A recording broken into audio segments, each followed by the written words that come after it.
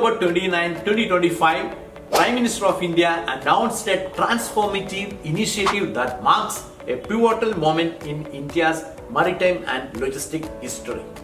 The launch of the Bharat Container Shipping Line or BCSL, India's first national container carrier, backed by a massive 6.9 billion investment, signals India's determination to wrest control of its seaborne trade from foreign shipping giants.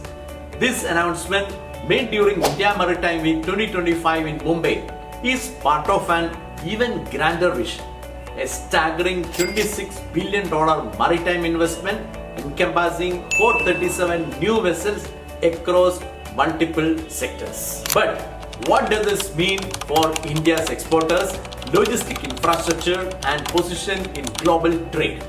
And can a nascent national carrier compete against entrenched global giants like Maersk, 𝗂𝗎𝗍 and COSCO? Let's take a look in today's episode of Logistically Speaking. India conducts approximately 95% of its trade by volume through maritime route, yet Indian shipping companies handle only about 5 to 10% of this cargo. The remaining 90 to 95% is carried by foreign lines, predominantly Maersk, 𝗂𝗎𝗍 and COSCO, resulting in massive foreign exchange outflow and limited leverage in freight negotiation. This dependency has tangible cost. Indian exporters face unpredictable freight rates, container shortages during peak season, and supply chain disruption. For example, during periods of high global demand, foreign carriers prioritize their own market or alliances, leaving Indian shippers vulnerable to capacity constraints and inflated prices. A striking reality is that India's share of global container shipping remains minimal compared to China's COSCO, which dominates with nearly 4.9 million TEUs handled annually. This imbalance has long constrained India's competitive advantage in global trade, particularly for exporters in labor-intensive sectors already facing tariff pressure.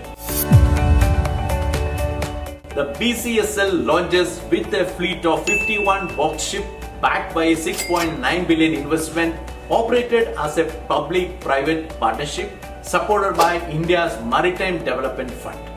Initially focusing on regional route across Asia, West Asia and the Red Sea, the line plans to expand globally to Europe, Africa and the Americas. The strategic goals are clear: reduce India's freight cost, retain foreign exchange, create supply chain stability and ultimately carry at least 20% of India's containerized cargo on Indian flagged vessel within a decade. The broader context includes the government's Maritime India Vision 2047, where India aspires to become a top 5 global shipbuilding hub by capturing 5% of the market.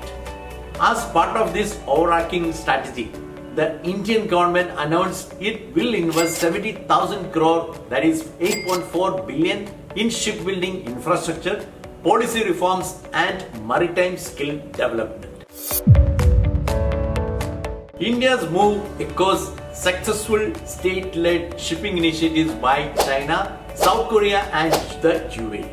China's COSCO Shipping Corporation is now a global maritime giant, controlling critical shipping corridors and leveraging its fleet as a strategic asset in Belt and Road Initiative projects. However, history also reveals cautionary tales. Many national shipping lines launched with fanfare have struggled due to fleet aging, operational inefficiencies and inability to compete on service quality. Success requires sustained capital investment, world-class management, modern technology and strategic partnerships. Short-term benefits include predictable freight rates for Indian exporters, reduced container shortages and improved port utilization. Shipping Corporation of India plans to expand its overall fleet to 216 vessels by 2047, underlining the government's long-term commitment. Longer-term implications are profound. If BCSL gains even 10 to 15% market share on key routes, India could retain 2 to 3 billion annually in freight revenues. This capital can fuel reinvestment in vessel, technology and skill, strengthening India's maritime ecosystem and supporting the $2 trillion export target by 2030. The initiative also creates high-value employment in shipping management, port operations, logistic coordination and maritime skill, aligning with India's job creation agenda. BCSL faces competitive pressures from entrenched global carriers with superior technology, economies of scale and established customer network. Operational efficiency, reliable service delivery and competitive pricing will determine success. To maximize impact, India must also execute complementary reforms, modernize port infrastructure, digitalize customs and cargo procedures, and ensure seamless integration between BCSL and Indian ports. The simultaneous investment in Vizhinjam Deepwater Port, Vadhavan Port, which is of 76,000 crore, and port capacity expansion are critical enablers. The Bharat Container Shipping Line represents far more than a single shipping venture. It symbolizes India's determination to reshape its role in global maritime trade. By combining state investment, infrastructure modernization, and entrepreneurial ambition, India is positioning itself to capture greater control over its economic destiny.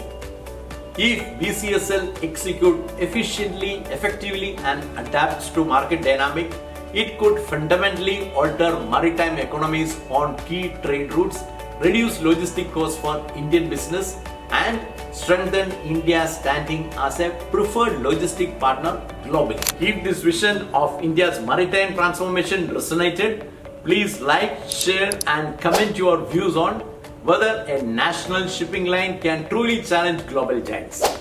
Don't forget to subscribe for in-depth perspectives on India's evolving trade and logistic landscape. Thank you for watching and see you next time.